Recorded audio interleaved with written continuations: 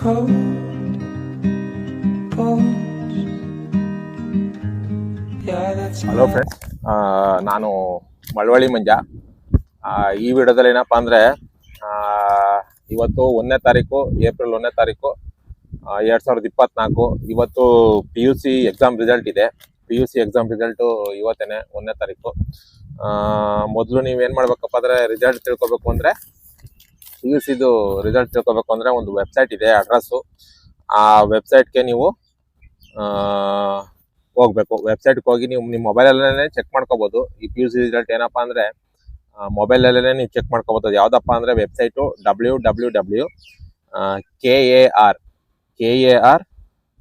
Result KAR ರಿಸಲ್ಟ್.NIC.in. ಈ ವೆಬ್ಸೈಟ್ಗೆ ನೀವೇನಾದ್ರೂ ಡೈರೆಕ್ಟ್ ಆಗಿ ಹೋಗ್ತು ಅಂದ್ರೆ ಆ ವೆಬ್ಸೈಟ್ ಅಲ್ಲಿ ಆನ್ ಮಾಡ್ತು ಅಂದ್ರೆ ನಿಮ್ಗೆ ಮೊದಲು ಏನ್ ಕಾಣುತ್ತಪ್ಪ ಅಂತಂದ್ರೆ ಅಲ್ಲಿ ಎರಡು ಆಪ್ಷನ್ ಕಾಣುತ್ತೆ. ಎರಡು ಆಪ್ಷನ್ ಯಾವ್ದಪ್ಪ ಅಂದ್ರೆ ನಿಮ್ದು ರಿಜಿಸ್ಟ್ರೇಷನ್ ನಂಬರು.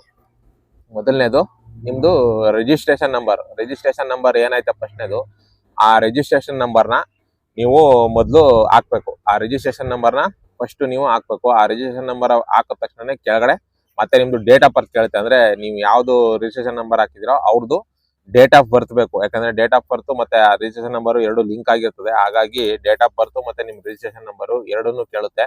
ಆ ಎರಡನ್ನೂ ಹಾಕ್ಬಿಟ್ಟು ಕ್ಲಿಕ್ ಮಾಡ್ತು ಅಂತಂದ್ರೆ ನಿಮ್ದು ರಿಸಲ್ಟ್ ಬಂದ್ಬಿಡುತ್ತೆ. ಚೆಕ್ ಅಂತ ಏನ್ ರಿಸಲ್ಟ್ ಆಗೈತೆ, ನಿಮ್ದು ಪಾಸ್ ಆಗೈತಾ, ಫೇಲ್ ಆಗೈತಾ, ಅಥವಾ ಎಷ್ಟು ಸಬ್ಜೆಕ್ಟ್ ಆಗೈತೆ, ಎಲ್ಲಾ ಡೀಟೇಲು ಅಲ್ಲೇ ನಿಮ್ಗೆ ಕಾಣಿಸ್ಕೊಳ್ಳುತ್ತೆ ಅಂತ ಆಗ್ಬೋದು. ನಂತರ ಫಲಿತಾಂಶ ನಿಮಗೆ ಸಂಪೂರ್ಣವಾಗಿ ಸಿಗುತ್ತೆ. ಅದೇ ನೀವು ಹಾಕಿದ ತಕ್ಷಣನೇ ನಿಮ್ಗೆ ಸಂಪೂರ್ಣ ಫಲಿತಾಂಶ ಸಿಗುತ್ತೆ. ಮತ್ತೆ ನೀವು ಇನ್ನೊಂದು ವಿಚಾರ ಏನಪ್ಪಾ ಅಂದ್ರೆ ಮತ್ತೆ ಮರು ಮೌಲ್ಯಮಾಪನಕ್ಕೆ ನೀವು ಹಾಕೋದು ಅಂದ್ರೆ ಮತ್ತೆ ರಿವ್ಯಾಲ್ಯೂಯೇಷನ್ ಅಂತ ಏನಿದೆ ಅದಕ್ಕೆ ನೀವು ಹಾಕೋದು ಅಂದ್ರೆ ನೀವು ತಗೊಂಡಿರುವಂತ ಅಂಕಗಳು ಅಂದ್ರೆ PUC ನಲ್ಲಿ ಅಂದ್ರೆ ಗೊತ್ತಿರುತ್ತೆ ನಿಮ್ಗೆ, ನೀವು ಚೆನ್ನಾಗಿ ಎಷ್ಟು ಓದಿದ್ದೀರಾ ಏನು ಎತ್ತ ಅಂತ ಆಲ್ರೆಡಿ ನಿಮ್ಗೆ ಕನ್ಫರ್ಮೇಶನ್ ಇರುತ್ತೆ ಅಂತ ಅನ್ಸುತ್ತೆ.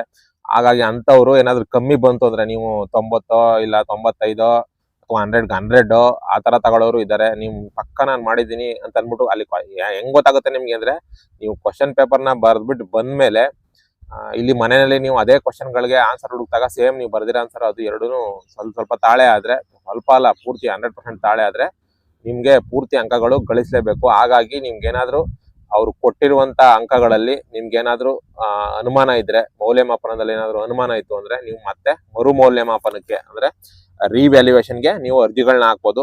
ಬಟ್ ಇಲ್ಲಿ ಒಂದು ವಿಚಾರ ಏನಪ್ಪಾ ಅಂದ್ರೆ ವಿದ್ಯಾರ್ಥಿಗಳು ತಮ್ಮ ಫಲಿತಾಂಶ ನೋಡಿದ ಮೇಲೆ ಅಂದ್ರೆ ಅದನ್ನ ಹೇಳ್ದಂಗೆ ವಿದ್ಯಾರ್ಥಿಗಳು ನಿಮ್ ಫಲಿತಾಂಶ ನೀವು ನೋಡ್ಕೊಂಡ್ಮೇಲೆ ಮರು ಮೌಲ್ಯಮಾಪನಕ್ಕೆ ನೀವು ಅರ್ಜಿಗಳನ್ನ ಹಾಕ್ಬೋದು. ಅದೇ ನಿಮಗೆ ಬಂದಿರುವ ಅಂಕಗಳ ಮೇಲೆ ಅನುಮಾನ ಏನಾದ್ರು ಇತ್ತು ಅಂದ್ರೆ ಅಥವಾ ನಿರೀಕ್ಷೆಗಿಂತ ಕಡಿಮೆ ಅಂಕಗಳು ಬಂದಿದ್ರೆ ಮರು ಮೌಲ್ಯಮಾಪನಕ್ಕೆ ನೀವು ಅರ್ಜಿಗಳನ್ನ ಸಲ್ಲಿಸಬಹುದು ಅಂತ ಅವ್ರು ಹೇಳ್ತಾ ಇದಾರೆ. ಜೊತೆಗೆ ಒಂದು ವಿಷಯಕ್ಕೆ ಅಂದ್ರೆ ಟೋಟಲ್ 6 ಸಬ್ಜೆಕ್ಟ್ ಇದಾವೆ. 6 ಸಬ್ಜೆಕ್ಟ್ ಅಲ್ಲಿ ಒಂದು ಸಬ್ಜೆಕ್ಟ್ಗೆ ನೀವು 1670 ರೂಪಾಯಿ. ಒಂದು ಸಬ್ಜೆಕ್ಟ್ಗೆ ಅಂದ್ರೆ ನೀವು ಸಮಾಜ ಆಗ್ಬೋದು, ಗಣಿತ ಆಗ್ಬೋದು, ವಿಜ್ಞಾನ ಆಗ್ಬೋದು, ಅಥವಾ ಕನ್ನಡ ಆಗ್ಬೋದು, ಇಂಗ್ಲಿಷ್ ಆಗ್ಬೋದು, ಹಿಂದಿ ಆಗ್ಬೋದು, 6 ಸಬ್ಜೆಕ್ಟ್ ಅಲ್ಲಿ ನೀವು ಯಾವುದೇ ಸಬ್ಜೆಕ್ಟ್ಗೂ ನನಗೆ ಬೇಕು ಅಂದ್ರೆ ಒಂದು ಸಬ್ಜೆಕ್ಟ್ಗೆ ಅಂದ್ರೆ 6 ಸಬ್ಜೆಕ್ಟ್ ಬೇಕು ಅಂದ್ರೆ 6 ಸಬ್ಜೆಕ್ಟ್ ಹಾಕ್ಬೋದು. ಬಟ್ ಒಂದು ಸಬ್ಜೆಕ್ಟ್ಗೆ ಇವ್ರು ಎಷ್ಟು ಫಿಕ್ಸ್ ಮಾಡಿದಾರೆ ಅಂದ್ರೆ 1670 ರೂಪಾಯಿ. 1670 ರೂಪಾಯಿನ ನೀವು ಕಟ್ಟಿ ಮರು ಮೌಲ್ಯಮಾಪನಕ್ಕೆ ಅರ್ಜಿನ ಹಾಕ್ಬೋದು. ಅಂದ್ರೆ ಒಂದು ಅರ್ಜಿ ಸಿಗ್ತದೆ, ಅದು ಎಜುಕೇಶನ್ ಡಿಪಾರ್ಟ್ಮೆಂಟ್ ಇಂದ ಅರ್ಜಿನ ಡೌನ್ಲೋಡ್ ಮಾಡ್ಕೊಂಡು ನೀವು ವೆಬ್ಸೈಟ್ ಅಲ್ಲೇ ಸಿಗುತ್ತೆ ಅದನ್ನ ಡೌನ್ಲೋಡ್ ಮಾಡ್ಕೊಂಡು ನಿಮ್ದು ಎಲ್ಲ ಫಿಲ್ಅಪ್ ಮಾಡಿ, ರಿಜಿಸ್ಟ್ರೇಷನ್ ನಂಬರು ಮತ್ತೆ ನಿಮ್ದು ಡೇಟ್ ಆಫ್ ಬರ್ತ್ ಪೂರ್ತಿ ಅಲ್ಲಿ ಡೀಟೇಲ್ ಎಲ್ಲ ಕೇಳ್ತಾರೆ. ಅದೆಲ್ಲ ಫಿಲ್ಅಪ್ ಮಾಡಿ ನೀವು ಬ್ಯಾಂಕ್ಗೆ 1670 ರೂಪಾಯಿ ಕಟ್ಟಿ ಅದ್ರ ಎಲ್ಲನ ಅಟ್ಯಾಚ್ ಮಾಡಿ ಕೊಡಬೇಕು. ಕೊಟ್ಟಾಗ ನಿಮ್ದನ್ನ ಹುಡುಕಿ ಅವರು ಮತ್ತೆ ನಿಮ್ ಪೇಪರ್ನ ಹುಡುಕಿ ಅವರು ಮತ್ತೆ ರಿವ್ಯಾಲ್ಯೂಯೇಷನ್ ಮಾಡ್ತಾರೆ. ರಿವ್ಯಾಲ್ಯೂಯೇಷನ್ ಮಾಡಿದಾಗ ಅದು ಎಷ್ಟು ಬರುತ್ತೆ ಏನೋ ಅದಂತೂ ಗೊತ್ತಿಲ್ಲ, ಬಟ್ ಅಲ್ಲಿ ರಿವ್ಯಾಲ್ಯೂಯೇಷನ್ ಆಗ್ತಾರೆ ಅಂತಾನೆ ಹೇಳ್ಬೋದು. ಹಾಗಾಗಿ ಅಂದ್ರೆ ಒಂದು ಸಬ್ಜೆಕ್ಟ್ಗೆ ಇದು ತುಂಬಾ ಜಾಸ್ತಿ ಆಯ್ತು. 1670 ರೂಪಾಯಿ ಒಂದೇ ಒಂದು ಸಬ್ಜೆಕ್ಟ್ಗೆ. ಬೇಕಾದ್ರೆ ಏನಪ್ಪಾ ಅಂದ್ರೆ ಒಂದ್ ಸಬ್ಜೆಕ್ಟ್ಗೆ ಒಂದು 500 ರೂಪಾಯಿ ತಗೊಂಡಿದ್ರೆ ಸಾಕಾಗಿತ್ತು. ಒಂದ್ ಸಬ್ಜೆಕ್ಟ್ಗೆ ಬರೀ 500 ರೂಪೀಸ್ ಅಂದಿದ್ರೆ ಯಾರು ಬೇಕಾದ್ರೂ ಹಾಕೋರು.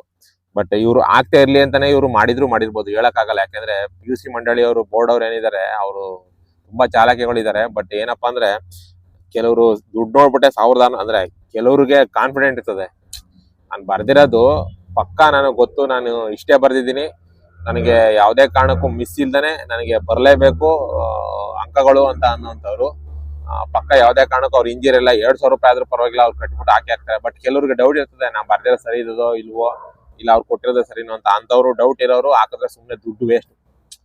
ಈ ವಿಚಾರದಲ್ಲಿ ನಾನು ಪಕ್ಕ ಹೇಳ್ತೀನಿ, ಅಂಥವ್ರು ಏನಾರು ಆಗ್ತು ಅಂದ್ರೆ ಈ ವಿಚಾರದಲ್ಲಿ ದುಡ್ಡು ತುಂಬಾ ವೇಸ್ಟ್ ಆಗುತ್ತೆ. ಏನಕ್ಕಪ್ಪ ಅಂತಂದ್ರೆ ನಿಮ್ಗೆ ಒಂದು ಕಾನ್ಫಿಡೆಂಟ್ ಇಲ್ಲ ಅಂದ್ರೆ ನೀವು ಸುಮ್ಮನೆ ಮರುಮೌಲ್ಯನ ಮಾಪನಕ್ಕೆ ಹಾಕಿ ಒಂದ್ 2 ಸಬ್ಜೆಕ್ಟ್ ಹಾಕ್ತೀನಿ ಅಂದ್ರೂ ಒಂದ್ 3,000 ರೂಪಾಯಿ ಹತ್ರ ಆಗುತ್ತೆ. ಬರೀ 2 ಸಬ್ಜೆಕ್ಟ್ ಹಾಕ್ತೀನಿ ಅಂದ್ರೆ 3,000 ಹತ್ರ ಆಗುತ್ತೆ. ಬಟ್ ನಿಮ್ಗೆ ಕಾನ್ಫಿಡೆಂಟ್ ಇಲ್ಲ ಅಂದ್ರೆ ಹಾಕಕ್ ಹೋಗ್ಬೇಡಿ. ಬಟ್ ನಿಮ್ಗಿಲ್ಲ, ನಾನು ಬರ್ದಿದ್ದೀನಿ, ನಾನು ಹಾಗೆ ಆಗುತ್ತೆ ಅನ್ನೋ ಕಾನ್ಫಿಡೆಂಟ್ ಇದ್ರೆ ಎಷ್ಟು ಸಬ್ಜೆಕ್ಟ್ ಬೇಕಾದ್ರೂ ಹಾಕೊಳ್ಳಿ. ಹಾಕೊಂಡ್ಮೇಲೆ ಮತ್ತೆ ರಿವ್ಯಾಲ್ಯೂಯೇಷನ್ ಆಗಿ ಮತ್ತೆ ಹೊಸ ಮಾರ್ಕ್ಸ್ ಕಾರ್ಡು ನಿಮ್ಗೆ ತೋರಿಸುತ್ತೆ ಅಪ್ ಟು ಡೇಟು. ಮೌಲ್ಯಮಾಪನಕ್ಕೆ ಆಗ್ಬೋದು ಅಂತ ಇದೊಂದು ವಿಡಿಯೋ ಮಾಡಿದೆ. ಯಾಕಂದ್ರೆ PUC ಅವ್ರದ್ದು ಇವತ್ತು ರಿಸಲ್ಟ್ ಇದೆ, ನೋಡಿ ಯಾರ್ಯಾರು ಪಾಸ್ ಆಗಿದ್ದೀರಾ ಏನು ಎತ್ತ ಅಂತ. ಹಂಗೆ ನನ್ನ ಮಳವಳ್ಳಿ ಮಂಜ ಯೂಟ್ಯೂಬ್ ಚಾನಲ್ ಸಬ್ಸ್ಕ್ರೈಬ್ ಮಾಡ್ಕೊಂಡು ವಿಡಿಯೋಗಳನ್ನ ನೋಡಿ ಅಂತ ಹೇಳ್ತಾ ಈ ವಿಡಿಯೋ ಮುಗಿಸ್ತಾ ಇದ್ದೀನಿ. ಈ ವಿಡಿಯೋ ನೋಡಿದ್ದಕ್ಕೆ ತುಂಬಾ ಥ್ಯಾಂಕ್ಸ್.